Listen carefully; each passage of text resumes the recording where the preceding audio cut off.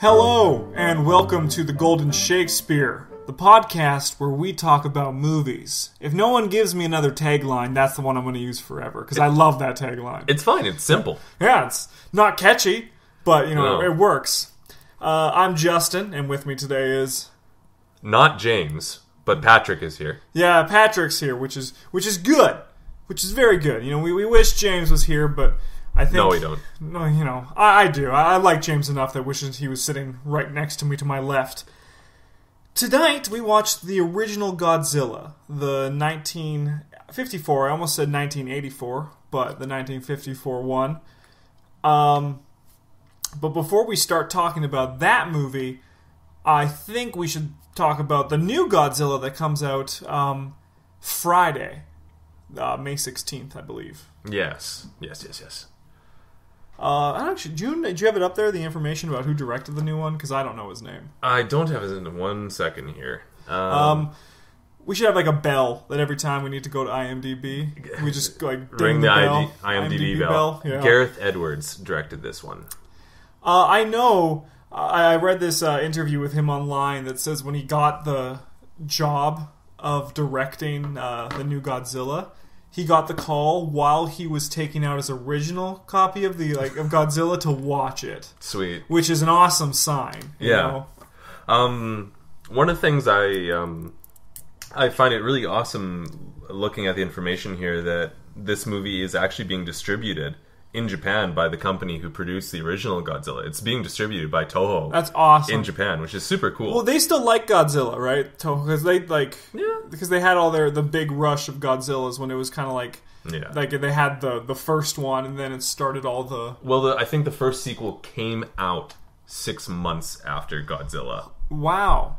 Yeah. I had no idea about that. That is crazy. Yeah, and as far as I know, the biggest success in the franchise, scaled for inflation, was Godzilla versus King Kong. That was the biggest one. But the sequel came out 2 months after the original. That was how big the success it was. And the studio was like, hit her again, shoot the glass. That's one of the things that always would blow my mind about like the 30s to 1950s of cinema, is that it was pretty much a 9-to-5 job. Right? Yeah.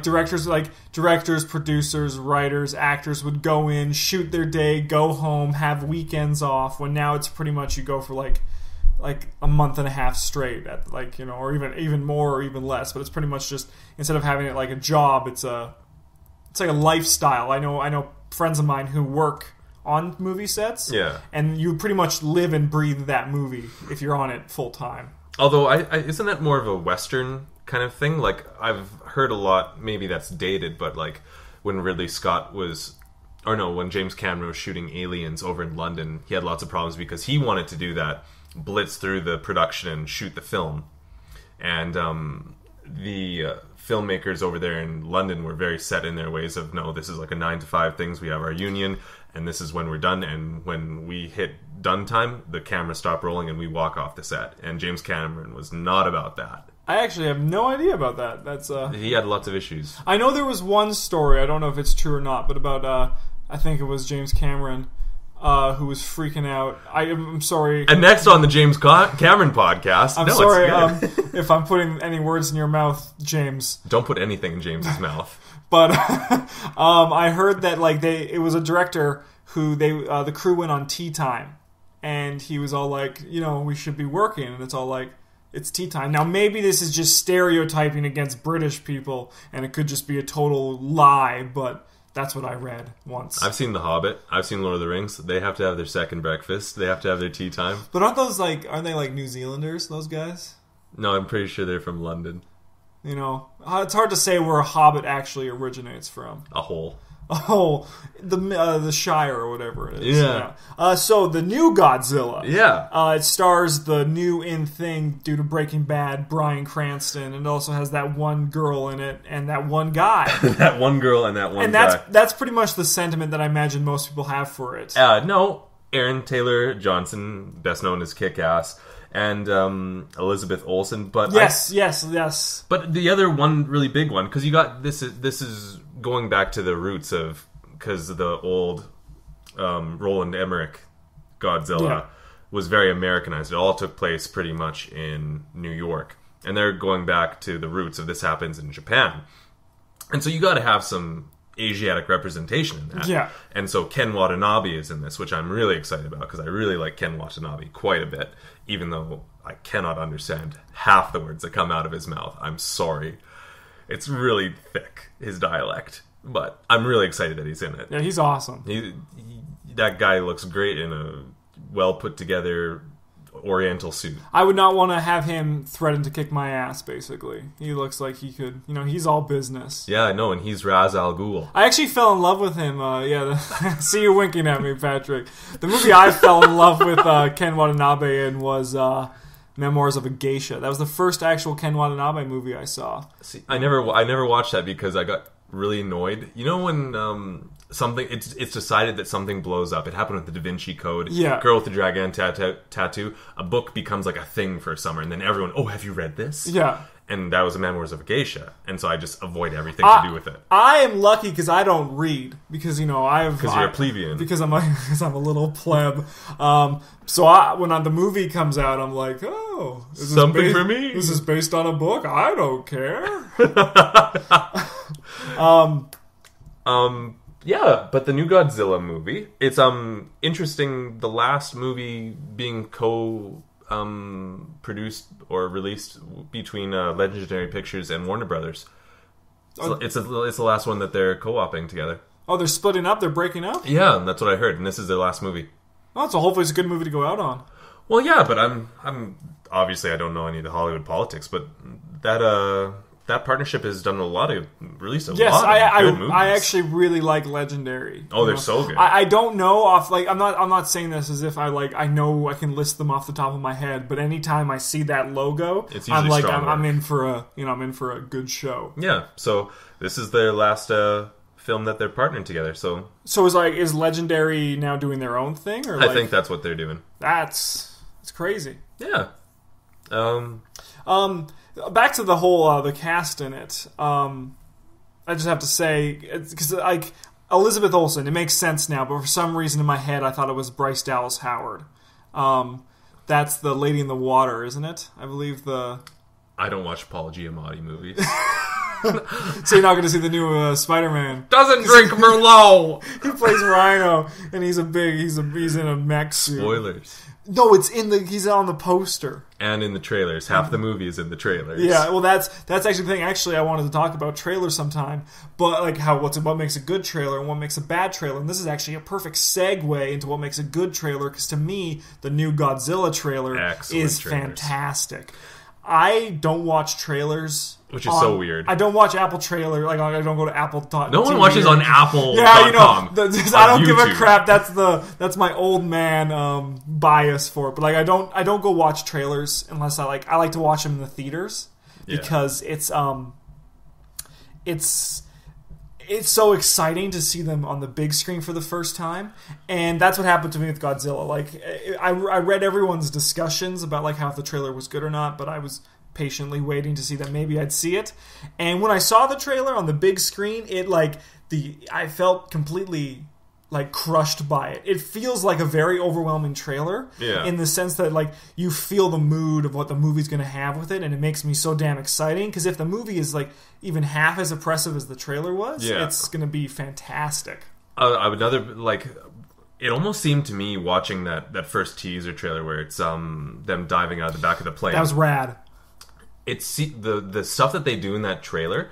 It looks like an art house movie. It's all about just stark imagery. These are people falling through like the heavens into hell on Earth. Yes, that's exactly it too. It looks like people are falling into hell, and it looks like some sort of intense like Dante painting. Yes. And you're like, how is this a blockbuster action movie? And I love imagery and symbolism like that in movies, and I welcome it in my summer blockbusters, because I like going and like being in awe by what the director is doing with everything. And it seems like the director, whose name I forgot again, I don't know, but it seems like he has an image for what he wants. Yeah, I really like. J.J. Abrams is kind of the master of this, with trailers building a giant hype machine through ambiguity in your trailers. And the 2014 Godzilla movie here has really done that, where they don't even show like anything of Godzilla in it. It's just talking about the situation surrounding Godzilla and like the insurmountable destruction and all that stuff. But you never see a full frame shot of him in any of the trailers. It's all so obscured. And that's what's really disappointing to me. So they did the teaser and they did the theatrical trailer, and they were both very, very ambiguous and they held everything back. And in these last couple of weeks, the marketing they've been doing for the movie, they've been showing a lot of Godzilla. Like, they've done like sustained like full body shots of Godzilla in the streets. And they've also, it's not a spoiler because it's in the marketing they've done, they've shown that Godzilla will be fighting other monsters in the movie, which kind of goes against the mood from the first trailer I got, where it seemed like Godzilla was a prime threat and he was just going to destroy everything, like the original, which we're going to review here tonight. And that doesn't appear to be the case, and they've kind of turned it into a kaiju wrestling match. Hopefully, like, maybe, like, this is my prediction, because I actually have not seen Godzilla, apart from the action figures that I saw once when I was at a comic book store. Yeah. And so I'm still like, I'm a big virgin to how Godzilla looks on film, right? Yeah. So what I'm hoping is, like, 90% of the movie is all about Godzilla doing all the bad stuff, right? Yeah. And then they release that the monster they fight is, like home brewed, you know, like it's made by... as a thing to fight him. It's not like it's like there's just two radioactive monsters that rise out at the same time, and Godzilla has to be a hero, because Godzilla should not be a hero as much as people like Godzilla. You know, Godzilla's a bad thing. Yeah. He kind of... There's always this tone that you have to walk with Godzilla, where he's not a villain, but he can't be good either. He's always like an anti-hero. He's the lesser of two evils. Like, he won't totally destroy humanity, but he'll begrudgingly save us because, or maybe some other monster was in his yard. In all fairness, though, Godzilla is the good guy when he's fighting Mothra, because moths are scary. Like, moths are terrifying. You're not the only person I know. They make me think of death. Moths are a symbol of death, as far as I'm concerned. Did you watch Silence of the Lambs and it really bothered you or something when he pulled it out of that fat chick's mouth? No. Serial killers, you know, they're free game for anything. But if I see a moth, like, I literally, like, there was this one night I was sitting in my basement watching TV, and I only had one light on, and a moth came in and flew at the light. And I turned off the light. I'm like, I guess I'm just sitting in the dark. Well, you lied to me. You said you never sat in a dark room. I never sat in the dark room while I was sad. I sat in a dark room because I was scared. I think there's two different things. So have you watched the Mothman Prophecies? I love the fucking Mothman Prophecies. So when Richard Gere's talking to the moth, and the moth says, chopstick, you don't get scared because the moth is talking about this? One, it's not the Mothman isn't an actual moth. He's a Mothman. There's a big difference. Yeah. Because moths are small and scary. A Mothman is like some sort of paranormal entity that can predict the future. What if it looks like a moth? If it looks like a moth, then I'm checked out. Like a giant moth. I'm out of this conversation. Good to know. But seriously, Mothman Prophecies is a very good movie. I heard it was really dry. It's one of the best horror movies as far as I'm concerned, because it actually is horrifying, and it's a slow burn as opposed to like what we're used to now with horrors, which is all flash, right? Yeah. And there's just this one shot that terrifies me to no end, where Richard Gere's on the phone with someone and he's pissed off, and this is like when everything's going crazy, and he just slams the door shut, and it bounces off the hinges. But because there's a mirror on the door, when it bounces, you see the face of someone standing in the closet just for a split second. Ooh. And it scared the crap out of me. I want to see this. It's very good. It's like the director who did it did I don't remember the name of the movie at the top of my head, but it has I think it's Arlington Road. I think it's that one with Tim Robbins and Jeff Bridges. I think I'm reaching, I don't know, but he directed like two good movies. Yeah. And like he hasn't directed much since. But Mothman Prophecies, I glowingly recommend that. While we're on this rat hole, we want to see more of Mr. Gere. The last movie, what was he did? The movie 43 was the last movie he was in. Yeah, but we don't count that because that was like a guilt trip. That was I read stories about how how actors were guilt tripped into doing the movie. I believe Richard Gere's segment in that movie is he's like some sort of like Steve Jobs type character, and they're at a research and development panel meeting talking about the new product for the year. And it's like an iPod, but it's like a big sex blow-up doll, and it's like, and you like stick like her port is like the vag or something. I don't know. Mr. Gere, select your material more carefully. Listen, like, as the rumors were true, and he was forced into that one because of guilt, or like it's one of those things where the directors came up and they were like, "Hey, can we shoot this movie right here? We're here right now. Let's shoot this movie." I want to watch it to see how far I can make it through that shit show, but I don't want to give them money. You know, like that's the thing. So I don't want to cross that boundary I've set for myself. Yes. We should dive into the Golden Shakespeare for today, though, which Yes. is the 1954 Godzilla, directed by Ishiro Honda. It is about Godzilla. The story is pretty much the same as you would expect. Godzilla rises out from the sea, creates havoc, and the people need to rise up against it.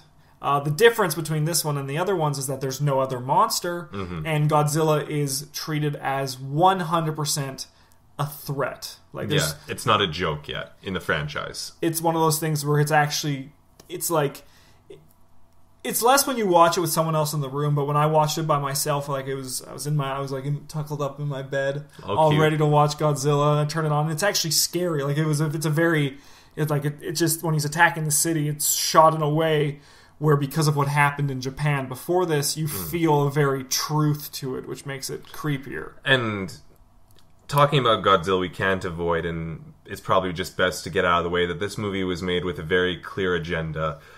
It's a very much a social and political statement about the effects of the bombing of Hiroshima and Nagasaki at the end of World War II. The way that Godzilla is awoken up is there's nuclear testing going on in the Pacific Ocean, and they disrupt his lair, and he's disturbed, and he comes up to the surface and starts wreaking havoc. The metaphor being that nature will punish mankind for their delving into dangerous sciences that can destroy all life as we know it. The movie is pretty heavy-handed, as far as I took away, about its message about how dangerous nuclear weapons and energy is.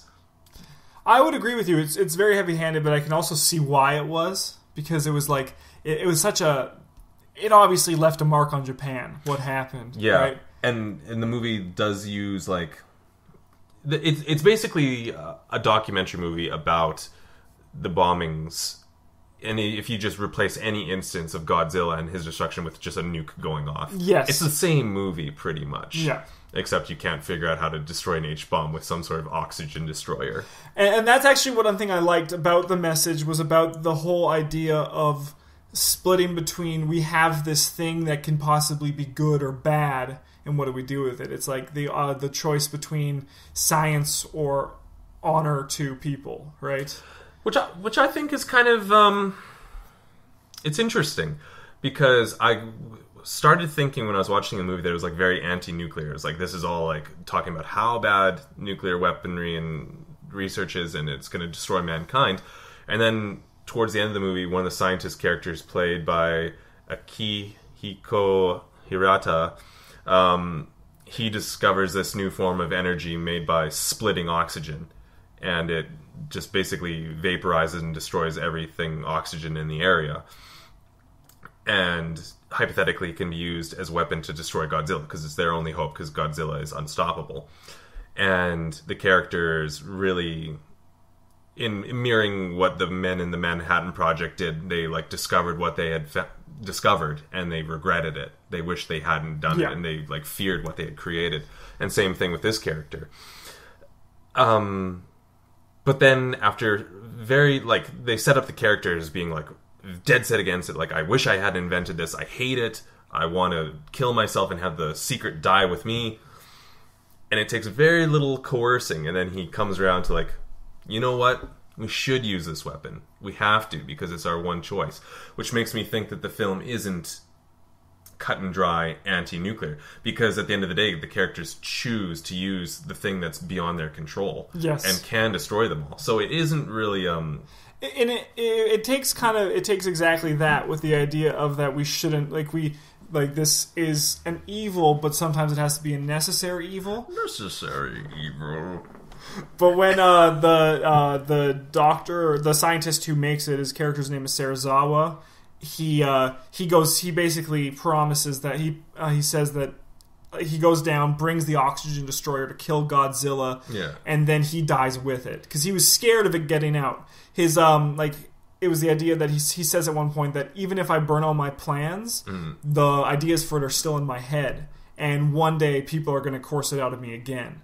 So it's one of those things where it's the idea that if we have, like, it's the thing is, like, when we have this possibility for great evil, instead of weaponizing it, use it for other gains. Because when he made the oxygen destroyer, it immediately rang to him as a weapon. Yeah. But after that, he didn't want to reveal it until he brought an actual purpose to it, so people would automatically assume it was a weapon. Yeah. Going off with that, though, I had a big problem with some of the character motivations in this. Not the motivations, but the way that some characters got from A to B in their arcs. Like the scientist Serizawa character. He's dead set against using the oxygen destroyer. We can't use it. It's too dangerous. And then basically the turn that flips the character, his ex-fiancée and her current fiancé, bad idea bringing him there, come to try to convince him to use it. And then they try to reason with him, and he won't do it. He's like, we can't do it. And then they sit down and they watch a broadcast of all the destruction of Tokyo, and it all on fire and in rubble. And then some girls start singing some hymn music in the background. And that changes his mind. I'm with you 100% on that. That is it's very kind of stereotypical kind of approach for how it happens. But as I watched it the first time, I got it less of that. Just hearing that song changed him. It was more the fact that it was like weighing between him the two evils that he was facing, right? Because he knew about the destruction of the H-bomb, right? He saw it, and this just reminded him of it. And it's one of those things where it was less that he was convinced by this him that it's the right thing to do for these people. It was the thing is that it was then that he decided not that I need to use my weapon to my advantage. It's that I need to die with this. Like, this is thing. It's like, this is going to keep happening. Basically, the nukes, if we're going to go with the Godzillas, the nuke things are going to keep getting dropped. And I'm going to need to use something I don't want to use to get it. I will agree that the hymn was a very hokey way of doing it. No, it was super hokey. I just rolled my eyes. I couldn't even watch the scene. But the thing that got it for me was that I felt that exchange in himself as it happening. I kind of just took that hymn out. I just took the imagery of it. The idea that this is the destruction that will keep on happening if he doesn't intervene with something he doesn't want to. It's that necessary evil. But then he chooses to make the choice to go down with it. So then he goes down with taking another weapon out. He basically takes out two weapons at the same time. Yeah, I can get behind that. And I'm not disagreeing you with all about the hymn, because it's... Oh, it's super hokey and super hammy, and I just was not on board with it. I can imagine for the time, it was very, very like very, Yeah, less modern strong. Audiences maybe might have bought it a little easier than I did. Because, like, we have tropes like that are now just, like, laughed at, right? And, like, viewing it, like... Because this is your first time watching it, right? Yeah, this is my first time seeing it. Like, seeing it, like, how many years later? 60 years later? That it's like, that's a huge difference for that trope to become something ridiculous. Yeah. Another thing that I kind of briefly noticed, and I don't know if it's a thing or not, but the Serizawa scientist character, a reporter goes to see him briefly, asking about his research. Yes. And you're onto the trail of something that might be able to stop Godzilla. No, I'm not. I don't know what you're talking about. And the reporter says, oh, but we know that you're in contact with this German scientist. And he says, no, don't know any German scientists. Never talked to any. And shuts him down right there. And I was wondering, I was kind of paying attention the rest of the movie to see if there was any commentary, not just about the Axis particularly, but any other, the relationship post-World War II, or a metaphor for World War II happening in Godzilla. Yeah. And apart from that one little throwaway bit about not knowing any German scientists, which I don't think was a thing, but you could have made it any other nationality very easily. Well, he said also Swedish before it, but then he specifically said no German scientists. No Germans. Yeah. So I don't know if that's like a little bit of like national guilt or a tipping of the hat or an acknowledgement of the relationship that Germany and Japan had back in World War II. Also, this movie was conceivably set in the time it was shot, 1954. Yeah. It's like a post-bomb. It is a post-bomb. It is post-bomb, yeah. Because they mentioned the H-bomb and the havoc that it caused. And I was looking around for any signs of that. There aren't too many signs. There aren't really any signs of like you don't see memorials, or you don't see American troops in Japan, which were there after the Americans. Yeah, there's a one-off stabilized it. mention to Nagasaki on the subway train in one scene. One of the characters says, we just like all this happening and we just got out. We just missed the bombing in Nagasaki, right? Yeah. That's the only mention of it.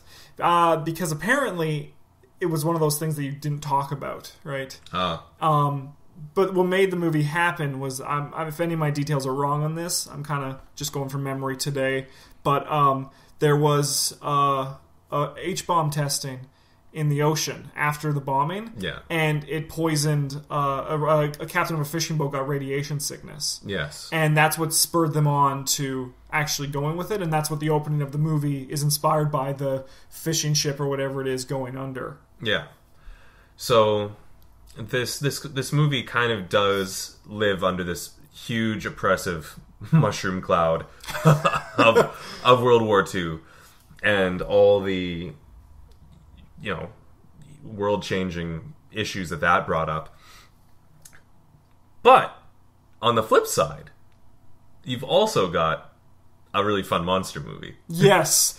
That's actually, that's what I actually like about this one so much, is that it has this, like, if you want to dig deep, you can dig deep and find all this, a Japanese perspective on a horrifying moment of their history, right? Yeah, yeah. But you can also just watch it to actually have a pretty entertaining movie, right? Yeah. It's dated, so don't expect to go in and see this beautiful Godzilla costume. It's not like Pacific Rim 2 or the precursor to Pacific Rim. It's clunky. Power Rangers looks good in comparison. Yes. But the scenes when Godzilla is going through Tokyo, that main set piece destruction of Tokyo at night looks very good. Yes, for its time. For its time, very good. And it does hold up to what you're talking about. It is horrific, that scene. There's some shots in that are staged so well. They have a few issues with their rotoscoping where things are jumping around a bit. But there were some really good depth of field shots where there was something really set in the foreground, like a military vehicle, and then way out in the distance, way out in the skyscrapers, you saw Godzilla, and he was huge. Yes. And everything was in focus, and it looked really good, and there was fire, and it was all backlit, and there was just carnage. And it looked good. Even their models, like the city that was destroyed, and they had this one boat that was actually moving along, and steam was coming out of it. It looked really good. Yeah. And I like model photography in movies. Like Grand Budapest Hotel, which I recommended last week, has a lot of model photography, and I think it looks good. And it's Godzilla's a testament to it that it still looks so good today. Yeah, really appreciate it. It is what it is. It's a guy in a rubber suit. Yes.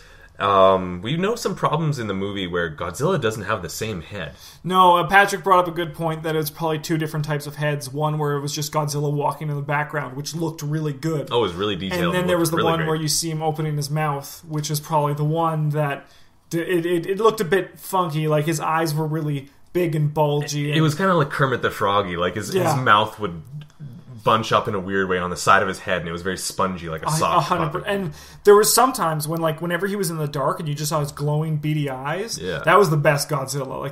That was creepy. It's just oh, look at this giant thing. That was the master shot model. Yeah. It was really good. But from what we understand from our IMDb research, because we are overly qualified here at the Golden Shakespeare, the first model they built for the actor to do Godzilla was over 200 pounds. Wow. Isn't that obscene? That's a lot. That's a lot of weight to be. And it was so stiff, the actor could barely even move.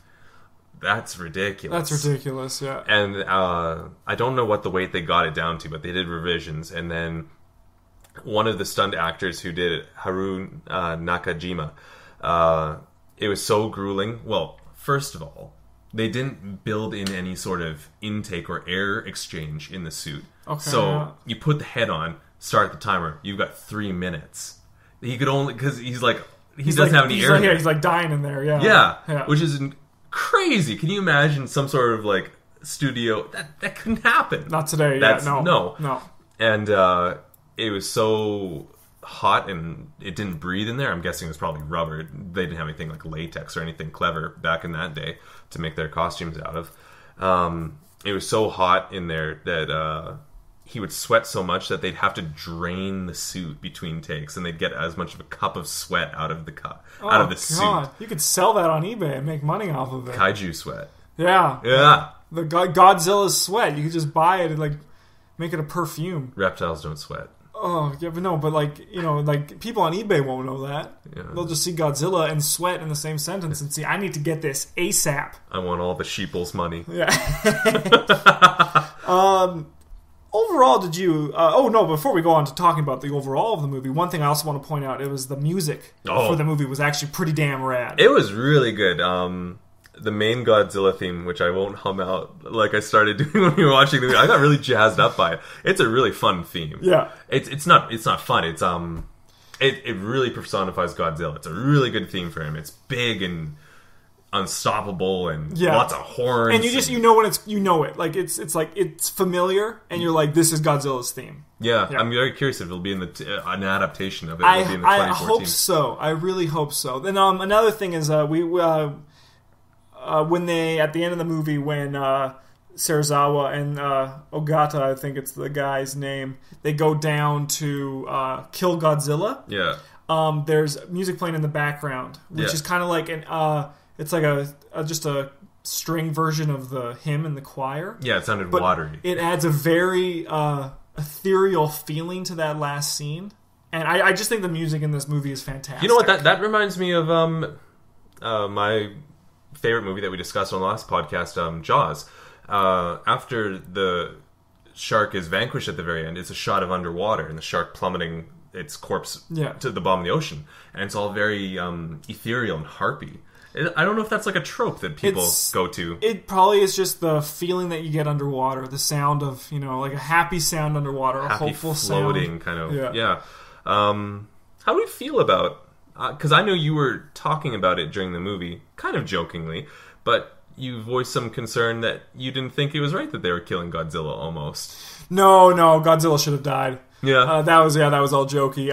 Godzilla is a bad thing. Godzilla is bad. Godzilla is a mindless killing machine that'll keep killing. But Godzilla didn't start killing people until people started H-bombing his house. That is 100% the truth. But if something is it is. Okay, you're putting me in a predicament here like the whole Saddam Hussein thing last week, Patrick. I don't control your politics, so they speak for themselves. As far as I'm concerned, Godzilla got one free shot at them. Oh, okay. So I hit you, you get to hit me back. Yeah. And he abused that, and he did one more. And then he abused that, so they hit him back, and they dropped an H-bomb on him again, but this time it actually vaporized him. Yeah. Well, because you did not, after it finished, you, like, when Godzilla melted away and became a skeleton, you proclaimed, oh, they actually killed Godzilla. Well, that was kind of twofold. He was built up as being unstoppable and indestructible, but I was just familiar with that it was a franchise. I'm like, and this was before it was a franchise, though, so they didn't know you could never imagine doing that in this day and age where everything has to be a setup for a sequel. That you kill the main monster of the franchise. So I was like, oh, they killed Godzilla. I didn't. Yeah, no, you don't see it coming. Like, even when I watched it for the first time, I'm like, oh, they did it. I thought they would just like trap him under rocks or something, and have to like take a few years to climb out. Then they'd be like, oh shit, get more rocks, throw them in the ocean. Yeah. But I actually like that they kill him at the end. Because to me, it's exactly as you said. It's not a franchise at that point, right? Yeah. As a standalone movie, it fits for the ending. And also it shows like the sacrifices that science had to take to get there, blah, blah, blah, that heavy-handed stuff again, you know? Maybe it's because I'm all, maybe it's because I'm a big hippy-dippy Greenpeace PETA wannabe and a huge animal sympathist. Is that a word? But I don't care if people die in movies. Yeah. Independence Day, when that golden retriever almost dies, I'm on the edge of my seat. Oh, you're one of them. You're one of them. Don't kill a dog in my movie. You can, stick a screwdriver through the cat, but like most animals, I can't stand to see them die. Yeah. I'm a huge bleeding heart for animals. And I almost think that extends to Godzilla. Godzilla was minding his own business.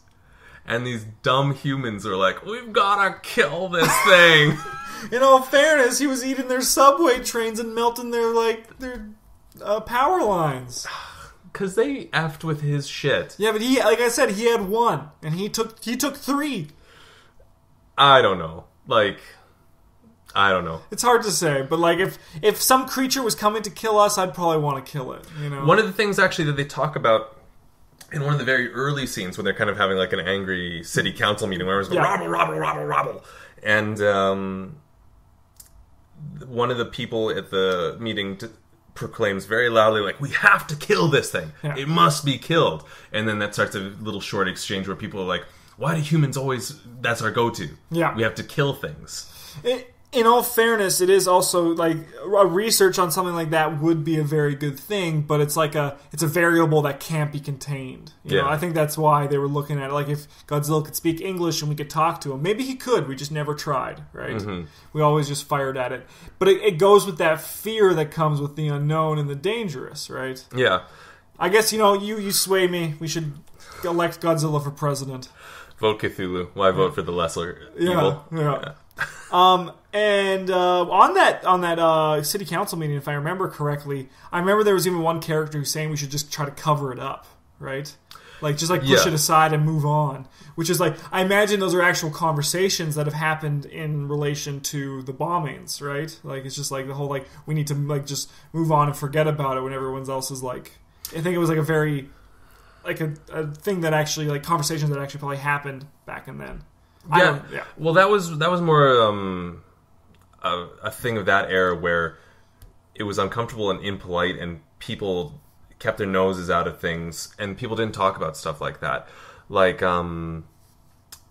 really hammering it on the Germans this episode, but like stuff where like people would be living close to the concentration camps, but they wouldn't know about it. Like they'd know of it, but they would not discuss it because it wasn't proper, and you just put your blinders on and you ignore that thing and you put it out of your mind. What you don't, out of sight, out of mind, and you just focus on getting. You focus on forward. You just focus on getting on with your life, and that was kind of seemed the attitude back then.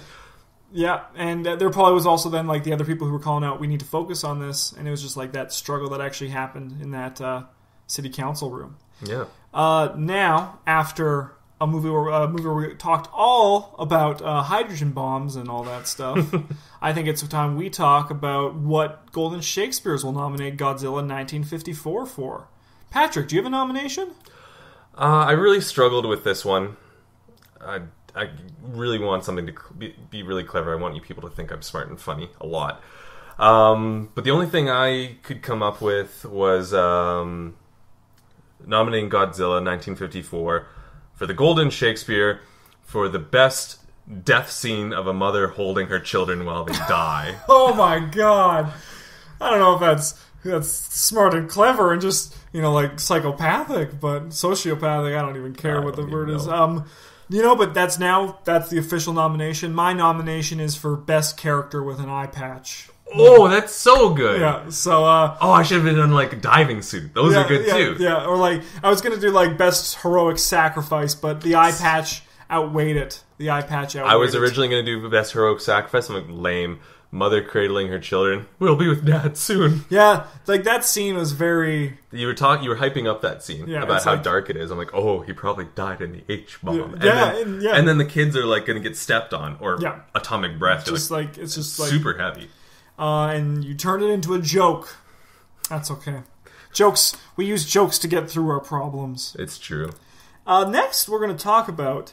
We finished Godzilla. We think a good thing for us to blab on about a bit more is just... So here at the Golden Shakespeare, we're not going to give a number rating or a letter rating. Right. But I think it's just good to say whether you'd recommend it to a friend or not. I think that's a very solid way to rate movies. Would you recommend it to a friend? And it's really good because recommendations also come with levels of recommendations, right? Like, I'll start first for Godzilla 1984. I highly recommend 54. You were stuck on 1984. Fucking George Orwell's in my head. Yeah, you're John Hurt over here. Godzilla 1954.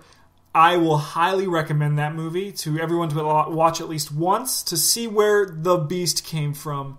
And because it's not a bad way to spend a night watching it, and you'll actually, I think, enjoy it. So I highly recommend Godzilla 1954. I really enjoyed it, and I would highly recommend it for anyone who knows that they enjoy genre film in the sort of area of giant monsters or science gone wrong and stuff like that. I wouldn't recommend this to you if your favorite movie is Sex and the City 2. That's my favorite movie. No, just kidding. Requiem for a Dream. I said it last week. No, retcon.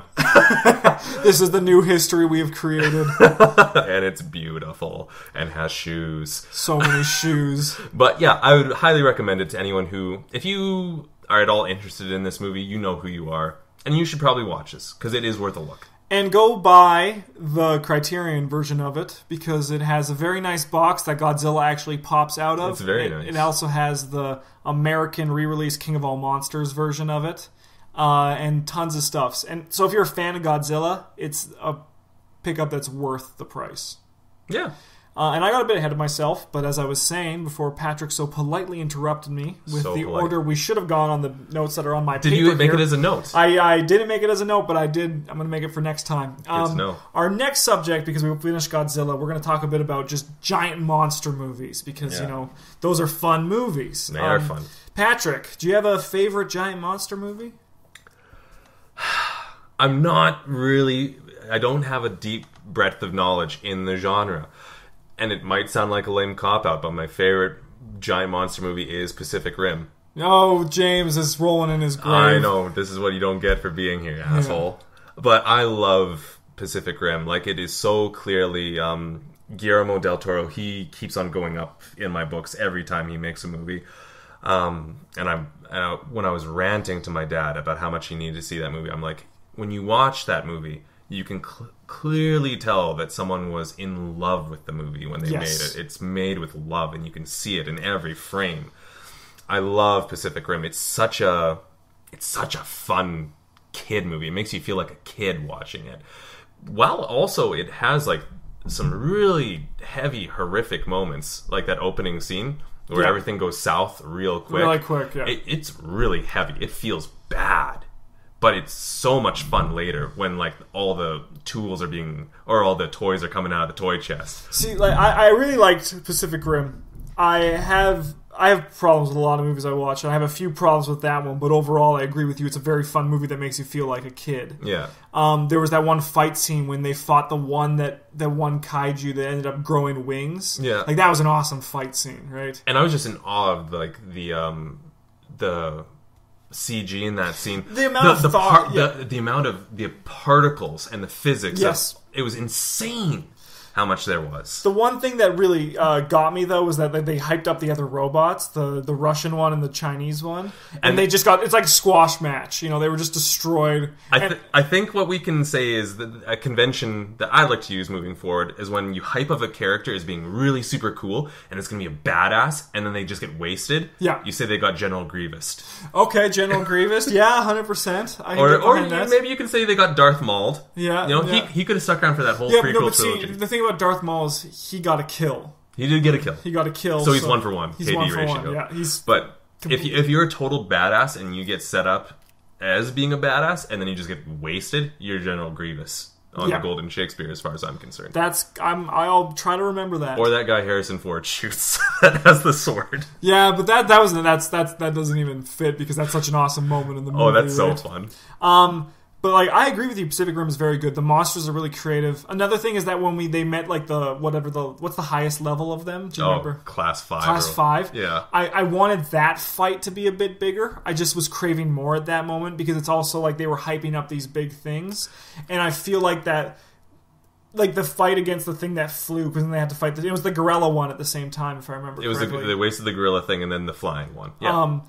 that was such a good fight scene. It was so hard to top. It was so hard to top, right? A lot of movies do that, where they blow their load in the second act, or the big set piece in the and I feel like Lord of the Rings, Return of the King, the fight at Minas Tirith, like the action climaxes pretty hard in the second act at the end. And then you're like, oh, I've still got a third of a movie here. Then again, Samwise was my favorite character, so I was hooked. Whose favorite is Sam? Sam is the best character in Lord of the Rings, because he's the only, don't even... Oh, he's selfless. He's totally selfless. The thing is, he is one of the few characters, and I'm not even going into the deep lore of the actual books, he's one of the few characters who touched the ring, and when was requested to give it back, just handed it back. Inconsistent writing. No, nothing like that. Don't even for a second. Samwise is one of the most noble men to ever exist. Share the load. Yeah. No, I agree with you, though. It did spend a lot of its its climax in the Act 2, but I like Samwise, so it didn't. And he does fight that big spider. He does. Shelob. He fucks that bitch up. But Pacific Rim. Any other thoughts in It's kind of a melding of two genres, or not really. Maybe I don't know if there are any popular giant robot movies. Not on Western culture. Yeah, but is it even like a genre thing in Japan? Like I know they have the kaiju. Well, I know they have the anime where they're big on the. Oh, okay, so maybe that was more of a representation of the anime culture brought into real life. And cinema. I consider like anything that is has like a video medium to be part of the same kind of culture. Yeah, and also there's a slight link to Godzilla. Well, there's a huge link to Godzilla. I was recognizing shot tropes I was like noticing little love letters probably in Pacific Rim in Godzilla. Definitely. That's definitely what Del Toro would do. Yeah, like there was a scene where Godzilla was stepping on like a street container or something, or a truck or something. That's like that shot in Pacific Rim when the thing steps on the 18-wheeler. I was like totally noticing that. But yeah, in Godzilla, in the sequels later, when one of the common enemies that he has to combat is Mecha Godzilla. So I don't know if that's like a link with the Jaegers. Yeah, I could definitely see that. As on that, like, what do you have a favorite Godzilla enemy? No, I'm gonna go ahead and say Mecha Godzilla because and you freak out at me for liking Samwise, and you like just the robot Godzilla. A robot version of the protagonist or anti-hero is always so cool. I love that trope. So like you're saying you love Metal Mario and like Metal Sonic and all that. Yeah, live and learn. But me, I also hate robots, right? So, I like robots. Yeah. So I like the robot version of something. Like when I was a little kid, there was nothing cooler than the green Power Ranger, the Dragon Zord, Call with his little sword flute. And Mecha Godzilla kind of looks like the green Dragon Zord. Okay, all right. I've justified it. Don't even. And I justified Samwise. It'll go on record. We both justified our favorites. All right. The only one I know off the top of my... What's that one with the three head? Is that Ghidorah or whatever his name is? I'm familiar with him. But I don't like him. I like Mothra, even though I'm scared of Mothra, just because the idea of Godzilla fighting a giant bug is very fun. I know there's also one that looks like some sort of weird, like, troll gremlin, like... that lives off pollution, and it, like, fights Godzilla with, like, I'm gonna pollute all over you. I wish he actually said that during the fight. He talks like what we were talking about Christian Bale in American Hustle. Yeah. He's just like a gruesome just troll monster. Yeah. Just looks dirty. A few more kind of big monster movies. One of them is Cloverfield. Do you have any thoughts on Cloverfield? I almost forgot about the movie because in my mind I put that movie in the compartment of found footage movies. Makes sense. I love Cloverfield. I really like that movie. I love the creature design. It's a very different creature design from Godzilla because Godzilla is like this big kind of, it's a guy in a suit. But Cloverfield has this like really spindly very long limbs and very alien looking. Did you see that? I remember when Cloverfield was just coming out and people were trying to draw the monster. And the clouds. The clouds? Like... The people thought that they saw the Easter egg of the monster in the clouds in the poster. Oh, that's... Yes, I remember that. Yeah. But I just remember this one... fan art that someone did for what they think the monster looks like, and it was like it's that picture with the Statue of Liberty and the giant like whale-like creature that was like kind of like a crawling slug. Yeah. And they had like the louses that fell off of it. I want to see a monster movie with something like that, because I love the Cloverfield design. I like the spindly kind of really like stocky creature that's like kind of like a giant parasite walking through the city. Yeah. But I want a monster movie where there's just a slow moving, horrific monstrosity. But I think that might come from my love of Lovecraft and just the idea that there's these big things out there sleeping in the sea. Yeah. I'm very biased to things that happen or come out of the ocean. No, it's absolutely terrifying. And the other thing that I like about Cloverfield is that it's like a little throwaway, but it's totally in the movie how they make the comment about how, or maybe it's you have to dig deeper and you have to do the viral marketing to figure this one out, because Cloverfield did a lot of viral marketing. Yes. But that the monster in Cloverfield is actually an infant. Yes, I did remember that. And that's why it was attacking, because it was so scared. Yeah, it was like and they talked about how they made its eyes like a spooked horse. Yes. Because it was panicking. Yeah. But the idea that, okay, so there's a baby, so that means there's a mom, which is going to be way bigger. Way bigger. And man, I really wish there was someone sleeping at the bottom of our ocean, because that'd be the coolest thing in the world.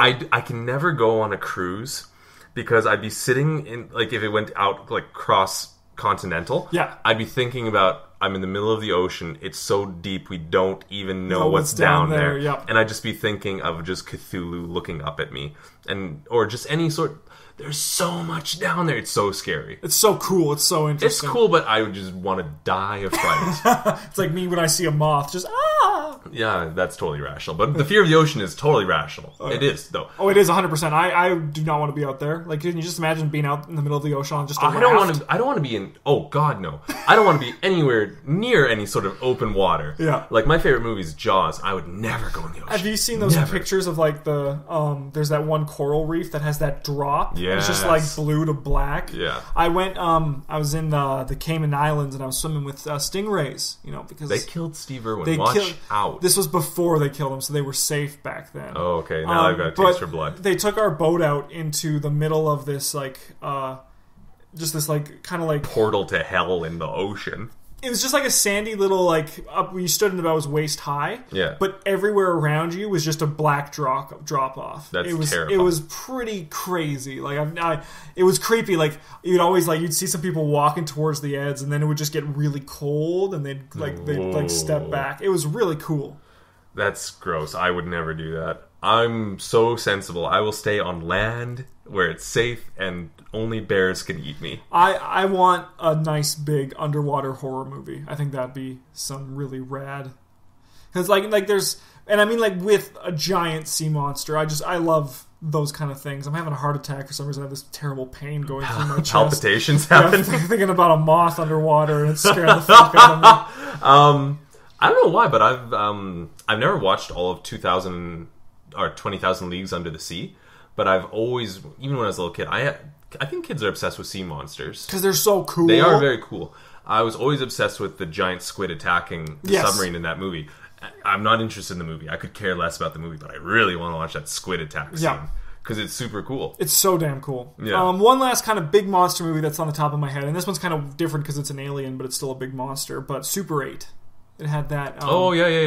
Which is another. Was that J.J. Abrams? That was J.J. Abrams. Yeah, he likes monsters. And Spielberg produced. Which is because it has a very E.T. feel to it. It did totally. I actually really liked that movie. I need to watch it again because I only saw it in theaters. But I just remember enjoying it. It was very fun. It was enjoyable. Yeah. I forgot in T-2 minutes. Yeah, pretty much. But it was enjoyable while I watched it. I think before we jettison talking about monster movies, we can't. It's kind of like an elephant or a Godzilla in the room. We have to address the Matthew Broderick Godzilla. Okay. I saw it ages ago. I don't remember it. You know a lot more about it than I do. Apparently, I'm like some big aficionado on Matthew Broderick Godzilla. Every time I hang out with you, you somehow bring it up. Like every time. I'm swearing on this. Like for the last month, every time I see him, you're like, man, Matthew Broderick and Godzilla, and I'm like, why am I talking like Mark Wahlberg? Wow, really that's great. That's you. That's not me. I'm not talking like him. But okay, so you are familiar with the movie, though. Yes. So why don't we discuss the problems with the movie? And I know the people who are the property holders of Godzilla. They haven't kicked that Godzilla out of the canon of Godzilla, but they have taken God out of its name because it's just Zilla. It's just Zilla in the Godzilla canon, as far as they're concerned. The reason being the way that they do the origin story for Godzilla, and please, no more origin stories, just any story. I don't want an origin story. Yeah. Just start at go. Yeah. Just get it going. The problem was that they explained Godzilla as an iguana who gets irradiated through nuclear testing that's how science works. An iguana. And he turns into Godzilla through years of mutation or whatever. Yeah, yeah. And so they're saying that they lowered Godzilla from a unstoppable and unknowable and uncontrollable force of nature into, oh, this is an animal that got irradiated. And then there's other problems with the movie where they were like, oh, well, people like the velociraptors in Jurassic Park. So they made they designed him to look like, I remember that. Like his design. Yeah. But also, he kind of looks like the dinosaurs in Jurassic Park. Yes, yeah. But also the fact that the third act is all his babies. He lays eggs. Oh my god, I completely forgot about that. I knew about the babies, but I forgot. The whole third act is like, they go into Madison Square Garden because there's like, we gotta stop Godzilla. This is where he made his nest. Oh my god, lots of eggs. He's laying baby eggs. And then they start hatching, and it's like the third act is like running away from these babies. And it's pretty much... I don't remember that. It's pretty much the Velociraptor setup in Jurassic Park, except worse. That sucks. That really sucks. And then they fight their way out, and the fighter jets like blow up Madison Square Gardens, and all the little babies die. And then Godzilla shows up for the climax. You killed my babies! And then they kill Godzilla with missiles. Oh, he gets tangled up on the bridge, whatever the one in New York is, the big one. Yeah, and then they just start hammering him with missiles, and he dies. I feel bad for that Godzilla because we literally just killed his babies, or her babies, I suppose is the correct gender for that. Yeah, but those are the kind of the problems of that movie, and it did have Jean Reno in it, who we love. Yeah, we love him. He's great. And oh god, what?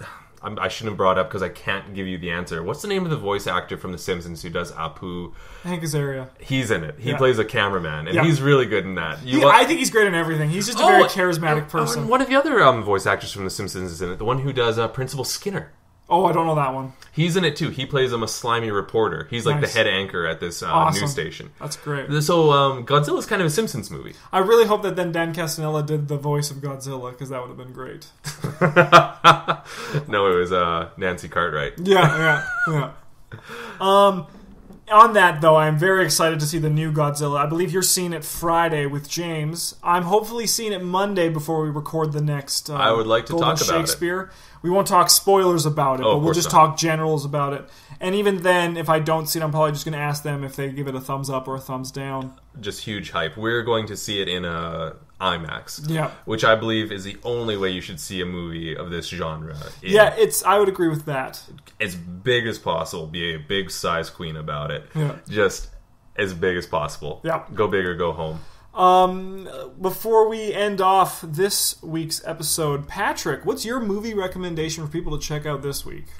The one I've finally landed on, I've gone through 6 during the course of recording this podcast, is this really, really underrated, unknown, black comedy movie called Death to Smoochie.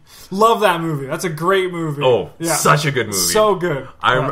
I'm down for any movie where Robin Williams gets to do his not family friendly material. Yes, yeah. I always love it when he gets to go dark or raunchy. Yeah. And he is disgusting in this movie and so fun. So fun in this movie. Like, you watch the outtakes on like the DVD, and the stuff that he just ad-libs for each take is just hilarious. You could have put any one of those takes in the movie, and it's just like cutting away gold and replacing with more gold. Yeah.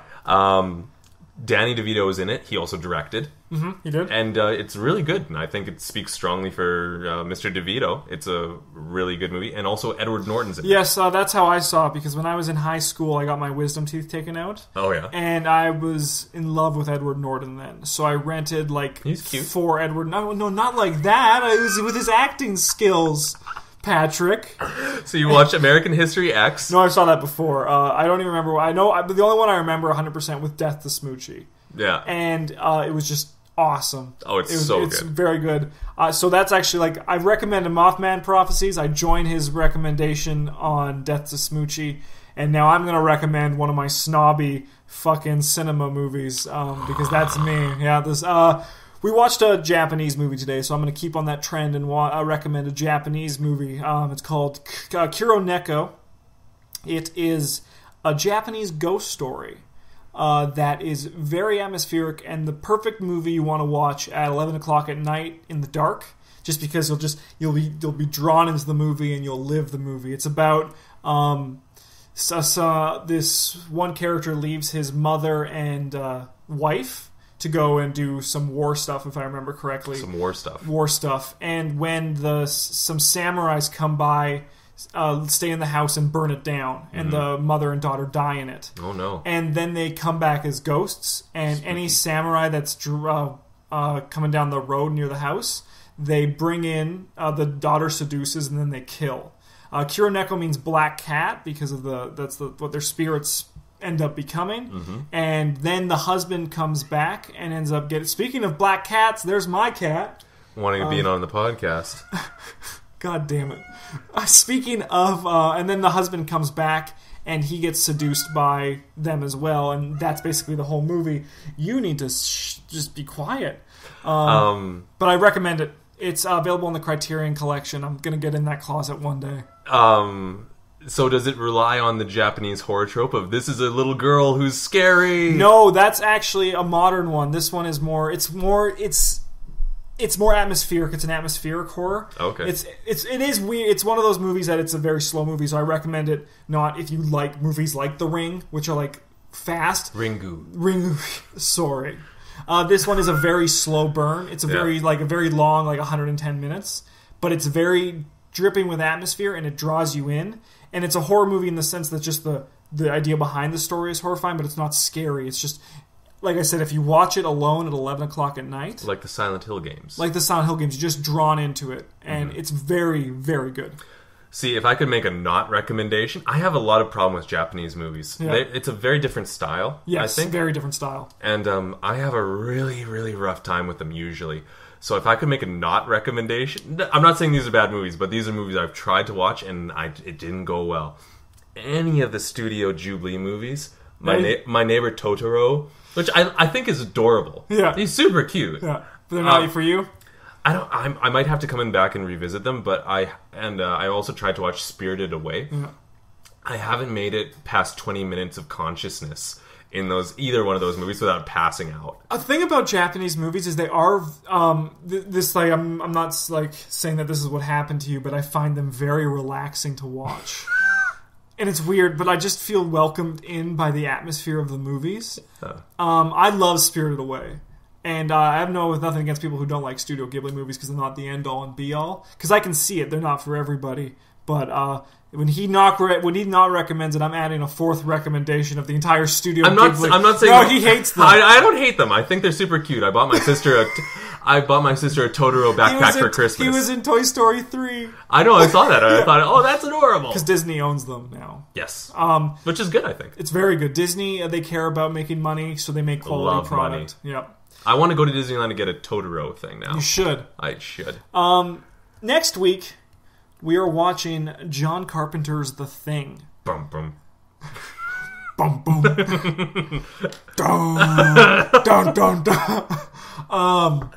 Love. He does all his own soundtracks. Love it. We actually shot a short film called The Welder. Yeah. And we ripped that off. We copied that exact song for opening titles. That's a good opening. It's a very good opening. Yeah. But we're going to be watching The Thing. If you haven't seen it, go see it. It's one of the best horror movies ever made. We're all big horror fans of the Golden Shakespeare. Not even an excellent horror movie. It's one of the best horror movies.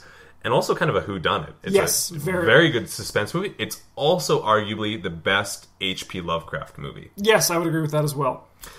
Which is also big with the people here at the Golden Shakespeare. Yes, we're like, Patrick and I were huge. James hates H.P. Lovecraft. He hates everything good. Yeah. And hopefully next week we're going to have another person on with us who's not James, Patrick, or myself. Yeah, we're not going to hype up a special guest, but there might be a special guest. Hopefully. And we'll look forward to seeing you guys next week. James isn't here, so Patrick and James can't argue on the way out, so I guess this is just a boring old goodbye tonight. I'll just argue with you. I've got a bone to pick with you, I'm sure. All right, what bring it on. Bring it on right now. What were we arguing about? You're going to hassle me about Samwise again? Oh, well, what a garbage character. I can't believe you would pick him as your favorite. He's a fat little turd. All hobbits are fat. That's what makes them hot.